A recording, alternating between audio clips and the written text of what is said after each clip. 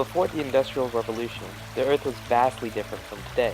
Although many aspects of everyday life may have remained the same, the chemical composition of the atmosphere and the oceans were very different.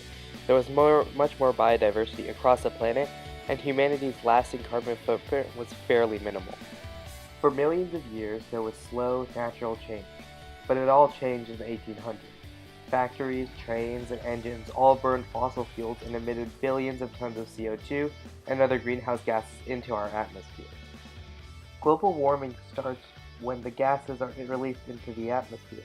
These gases then develop and trap heat within our atmosphere and cause the temperature to slowly increase and making the atmosphere more acidic. We are now seeing the consequences of our abuse of fossil fuels: freak weather events due to changing atmospheric temperatures, glaciers melting, and ocean level rising, a loss of biodiversity in the most diverse environments in the world.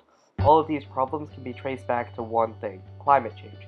Without a solution, we will only see these problems. But there is hope. Only with continued action and targeting the producers of emissions will we be able to realistically solve for this problem of global warming. An expert, Nick Castle, gives us his opinions on what we can do. Hello, Chuck. How are you? Good, how are you? I'm fine. So let's get started now. What do you believe is the biggest cause of global warming, and do you even think it's a problem? I do think that global warming is a very large problem.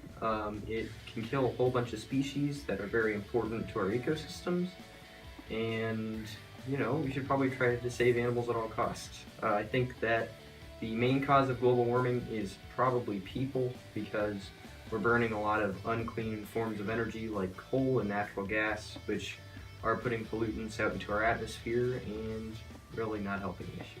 Alright. So what do you think we can do as a country to solve global warming and help reduce the effects? As a country, we could transition to cleaner forms of energy.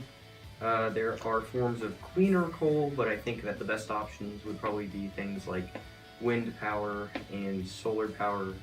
And we should also probably try to reduce our consumption of other types of waste as well. Alright.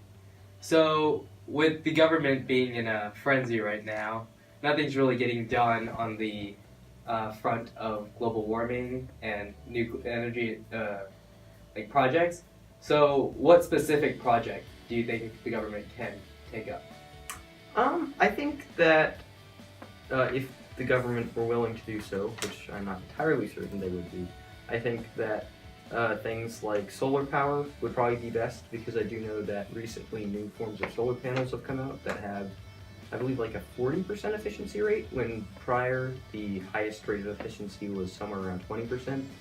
I also believe that forms of power like offshore wind would be helpful.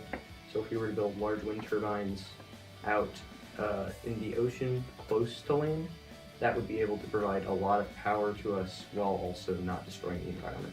What do you think about individual solutions that me, you, or anyone else listening to this could do to help solve their carbon footprint? Sure. We could try to carpool more, try to use cleaner cars like the ones that Tesla is coming out with that are completely electric, which do not use any form of gas. We could also try to reduce the amount of energy that we use in our homes in order to, make them as clean as possible. Alright, thank you. No problem. We must all come together to solve this problem. Only then can we live in a sustainable world to support all forms of life.